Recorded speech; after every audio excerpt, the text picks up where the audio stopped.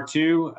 Certainly a tough one for you guys on Saturday, a back and forth game with Furman that you guys drive down to the 10 there in the final minute with a chance to win, come up a little short. Just give me your impressions on the game. Yeah, obviously Furman's a really good football team. You look at the history of what Coach Hendricks has been able to do there, and build a program over a long period of time. And again, those are the people that we want to be associated with here at Campbell, kind of being the new kids on the block, and we got to be able to play those guys. I thought there's a lot of really good things that we did on Saturday. I think the biggest thing that kind of came away from what we're trying to build and grow to is we don't want to make mistakes. So we've limited our mistakes on a lot of things. But now when you play really good football teams, you got to go make a play at the end to win the ball game, right? And I thought that's what Furman did better than us is they made a play at the end of the ball games when they needed a play to be made. They went and made those plays. The days of Campbell going to screw it up and give the game away, I think those are over. But now we've got to learn how to win, right? I think first we had to learn not how to not lose, and now we got to learn how to go win a ball game and go take it from a good football team. And that's the journey that we're on here at Campbell. You feel like, like I said, the game ends with a 10 that you put a nice drive together down Right. six to do that. Did you feel like you were right on the edge of being able to do exactly what you said and go win a game? Yeah, absolutely. I mean, you moved the ball down the field on your last drive. I thought Matt Kubik, our offensive coordinator, did a really good job of calling that last drive. There's just a couple things that go in that spot that you feel like if they go differently, then we're in a different spot, right? But there's a lot of things. I mean, you look back to we jumped off sides in the second quarter on an extra point, right? They go for two. If they don't go for the two right there, we kick a field goal, we go to overtime, and we're at our place, and we feel good about where we're at. And so we've got to understand all of those things go together. It's not just one thing. If you look at this game, we had opportunities to win the game on offense. We had opportunities to win the game on defense. We had opportunities to win the game on special teams. And we've got to be able to find a way to be able to go win the game, not play not to lose in some of those spots. Your quarterback, Cam Six-Killer, 34 of 43, pretty impressive completion number, 294 yards and a touchdown. His best game statistically for sure in 3 weeks. How have you seen him grow from week one at Rhode Island to last week? Yeah, I mean, anytime you're 79% completion percentage in a Division One college football game and you throw that bad boy 43 times, that's a good day at the field right there. I think there's a lot of things that you contribute to that. I think our offensive line did a good job protecting him in those spots. I think our receivers did a good job. You look at Randall King. Randall King had 17 targets, 13 catches for 105 yards right there. And then you look at a guy like Parker Jones that had 56 yards and being able to get Mike in some different spots. We were able to get him the ball in some opportunities. So I think all those things. There's two plays that really stand out with Cam. Is we had a 3rd and 2 going down to score.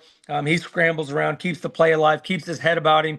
Our players keep our tight end keeps his head about him. We dump it to him. We get the ball down the 5-yard line and end up scoring. Later in the game, it's a 3rd and 11.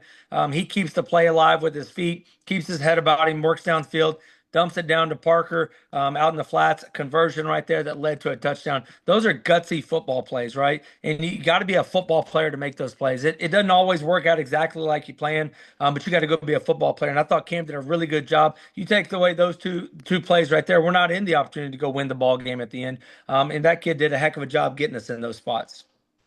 And then you touched on Randall King, 13 catches. He's a guy that people around the league know. Certainly had a solid season for you a year ago, and I'm sure it's the focus of defenses to put up that kind of that kind of numbers against a team like Furman. How good was that performance on Saturday? Yeah, Randall's that dude that he goes and gets it every single day. That kid hasn't missed a single rep since spring ball. He hadn't missed a single rep in spring ball, summer, fall camp, practice. Everybody gets dinged and nicked and bruised, and Randall just keeps working in that spot. And so to see him perform like that is not a surprise. Just because of the work ethic that he puts in, but it was really good to see him and Cam connected on those. I think that's something we continue to build off of for sure. Defensively, you guys were really solid in the first half, but Furman scores on those final 4 drives. I think 3 touchdowns among the 4 scoring drives. Yep. What made them so hard to stop? Yeah, we gave up too many explosive plays, and it's simple. It's eye progression on the back end. We've got to be better with our eyes. We've got to have eye control. Eye discipline is where you start your eyes. Eye control is as the play in the post snap. Where do we take our eyes? Whether our guy goes in, out, or up, where do our eyes go on the back end of that? We got to be able to get that done, and we got to get better at that point. They did a really good job. I mean, they were 72% completion, so it's not like we're playing a slouch in that spot. But we've got to be better with our eyes to limit the explosive plays. I think we had 8 explosive pass plays. Man, you can't win many ball games giving up 8 explosive pass plays and 314 yards passing. Defensive line, front pieces, we held them to 70 yards on 23 rushes. Right under 3 yards a rush. That's really where we want to be able to be. We've got to sew up the back end to be able to make sure we're not letting guys free in that. You guys doing a conference play or your second conference game, first one at home against the Bryant team that certainly is off to a good start with the FBS win over UMass, sitting at 2-1 as you've started to dive into them a little bit. What are some of the challenges they present? Yeah, they got a quarterback, right? Brennan Myers, a kid that, matter of fact, when I was in Houston, we were recruiting him because he's from Texas, a kid from Frisco, and I've seen him in person. He's got the it factor. I mean, if you're around him and watch him compete at all, he's got the it factor that you're looking for at a quarterback. He's competitive. You watch him on film. I mean, the man gets hit and he gets up and it doesn't phase him in that spot. And so, anytime you got a quarterback, you got a great opportunity to win. And I know firsthand, I've seen Brennan with my own eyes. He is exactly that, and he's the guy that makes their offense go. They got really talented receivers. Number 8, the Collett guy. I mean, he's explosive. I mean, they got 4 receivers that have over 10 catches right there, with averaging 75 a game, 55 a game, 40 yards a game in that spot. And man, they're explosive. And you look at, like you said, out of those numbers, there's 2 FBS teams that they've played that are in those numbers, right? And so they're not slouch numbers, but anytime you got a quarterback, you got a chance to be able to win a lot of football games. And I think they do a good job of getting into their playmakers in space, and they're going to stretch you in space to be able to make you make plays. Second game in a 3-game homestand. We talked a little bit last Monday. How important you felt like this was to your schedule. How much urgency are you and your guys in your locker room feeling to get this win this week? Yeah, I don't know if there's a word to describe the urgency piece of it for everybody in this program. The thing I can tell you where we're at now is we got guys that this past Saturday, it hurt. It bothered them like this. They're still feeling it today on a Monday in that spot. In the years past, I've been around some teams that losses, they kind of shrug off and they move on down the road. This team hurt in that spot, and that shows you how much commitment they have and how important this is to them. And so I fully expect these guys to come out on Tuesday, have a great Tuesday. We got to have a great Tuesday, Wednesday, before we can have a great Saturday in that spot. We had a great home crowd. The crowd was phenomenal. The energy was great at Barker Lane. That's what we're continuing to be able to work. We appreciate that. We appreciate that energy. Now we got to do our part and put a product on the field that those people can leave happy and excited to be a Camel in that opportunity. But I think our guys have a resolve about them. I don't think this is a team that quits.